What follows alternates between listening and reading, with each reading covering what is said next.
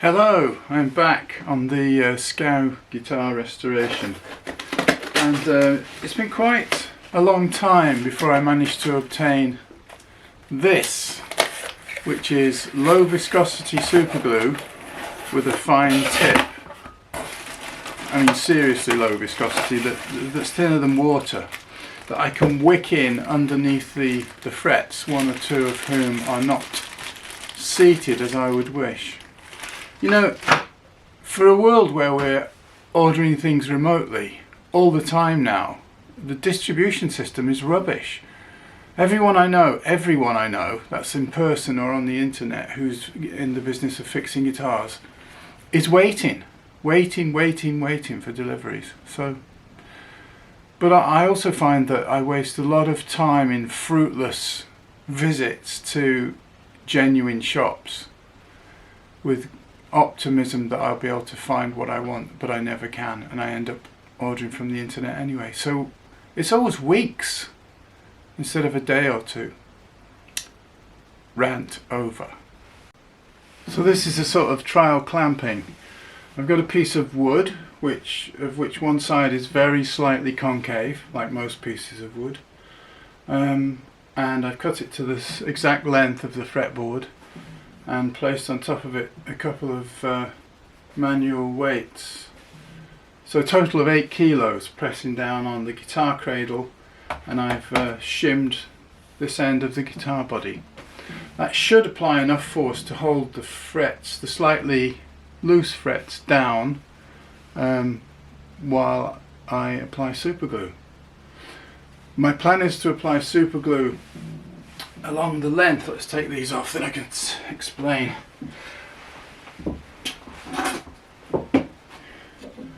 So my plan is to apply superglue along the edge of the two which are obviously not quite seated in the middle.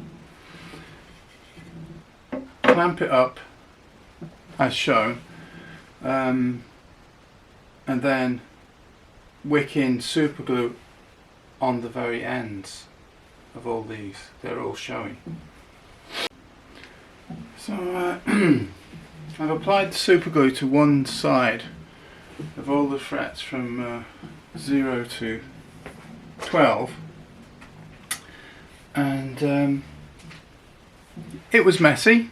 It's the first time I've done it, so I really haven't got much skills in controlling these things. This is the, can you even see that? Hard to focus. This is the whip tip, and it does run like water, or more like alcohol. It's very, very thin. But I can get the mess off with a bit of a scraping between the frets later. So what I'm doing now is, while the weight is on, I'm tying on some strips of bicycle inner tube to hold the clamping wood in place. Once I've taken the weights off, then I can get further access, and I can turn the guitar on its side in both directions to allow gravity to help me to wick superglue down from the fret ends. So here we go, just putting on a little bit of pressure from rubber.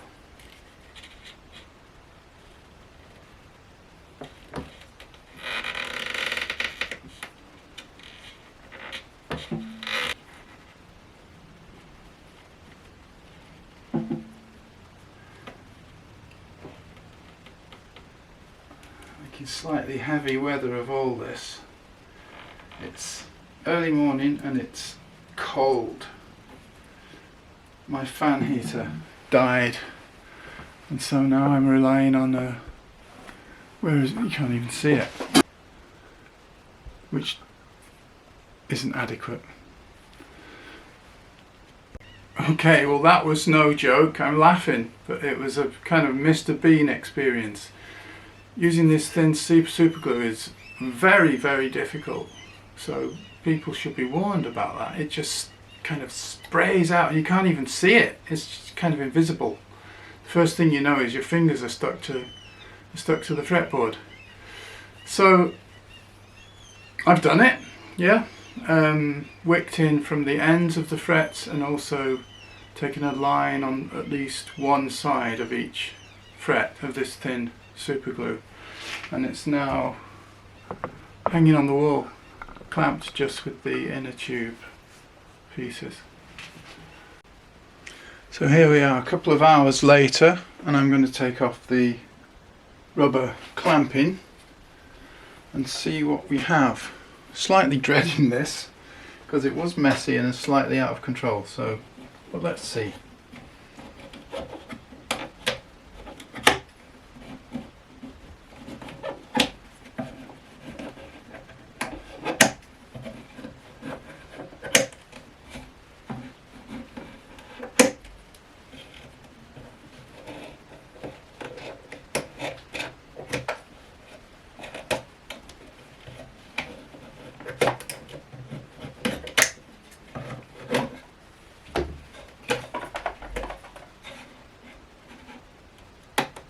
Okay, the piece of clamping wood is itself slightly adhered to the frets, it seems like. Ah, there we go.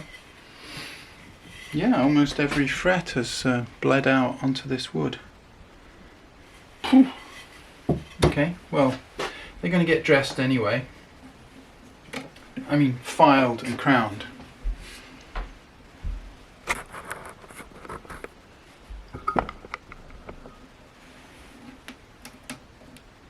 Bits of rubber have become slightly glued, but it's nothing to worry about.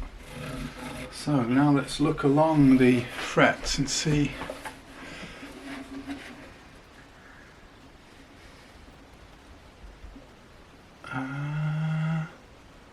They all look fine except for one, which is this one here. Fret 16 seems to be slightly humped up in the middle. I mean, very slightly though.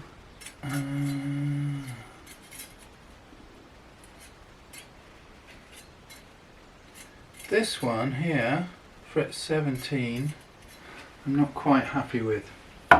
So, that weight is on the last 4 frets. And we'll just leave that for another hour and come back. Okay, an hour later, and I'm going to take off this weight. And now look at the final result.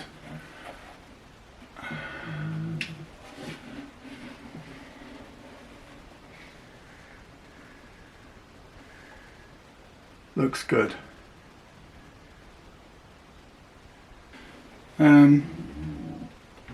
I will do the remaining work before I can string it up. Filing the fret ends is one thing. They all protrude a bit and they're all sharp, of course. Leveling the frets with the leveling beam, same one that I used to level the wood, is going to do okay. And then I'll use the, I have some special diamond fret crowning files, which I can then use to put crowns, domed tops on each fret. Then I need to put the string guide back on. That's if I don't make a new one.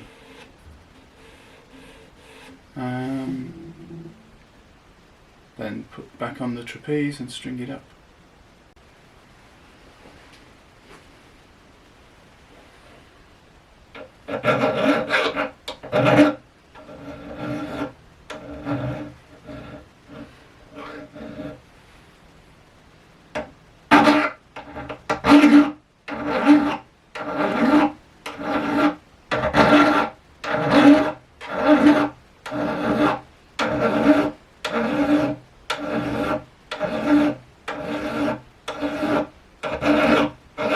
Just filing down the fret ends, the longest ones, and then I can go along with a special fret file. I can slide along like that. This is from Stuart MacDonald. So I'm finding actually that this ordinary Swiss file is better than any specialist thing for filing down the ends and shaping them. So now I'm going to use this same levelling beam but on the top of the frets, and to see where I have and haven't levelled I'm going to use a marker pen.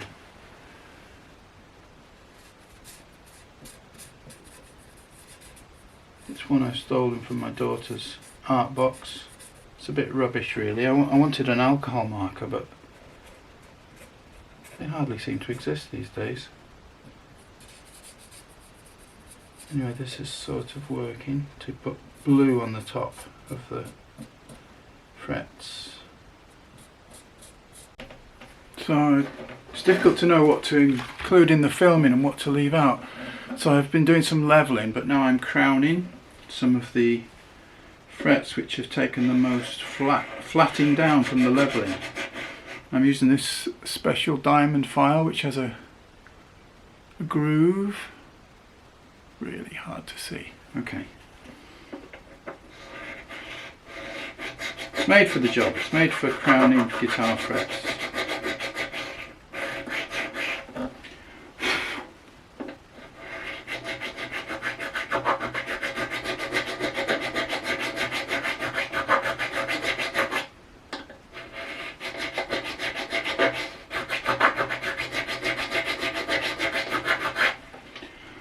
I'm doing this by eye because I can see the flat tops, and they get narrower and narrower as you use the crowning file. So there we are, it's refretted, they're glued in, the ends are filed. I've levelled them to some extent, crowned them, and I've taken off the scratch marks with abrasive paper up to quite a fine grit. I should probably now stop and polish each fret. There's no rush to get this strung up and tested. No rush at all, but that's what I'm going to do. Rush to get it strung up and tested.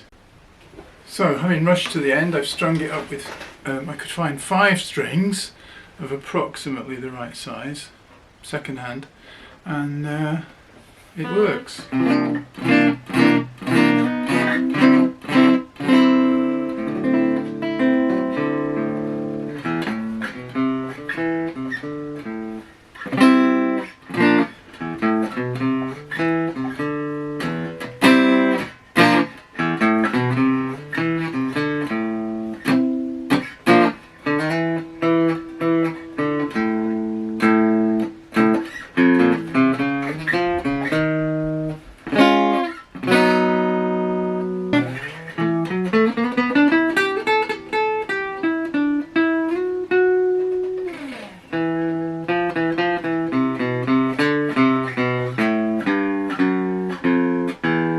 So I'm going to put on some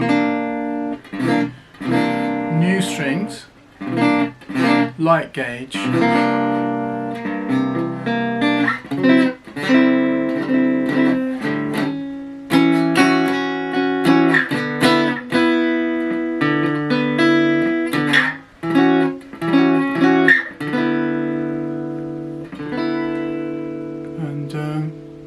and I'll post something where I play an actual tune.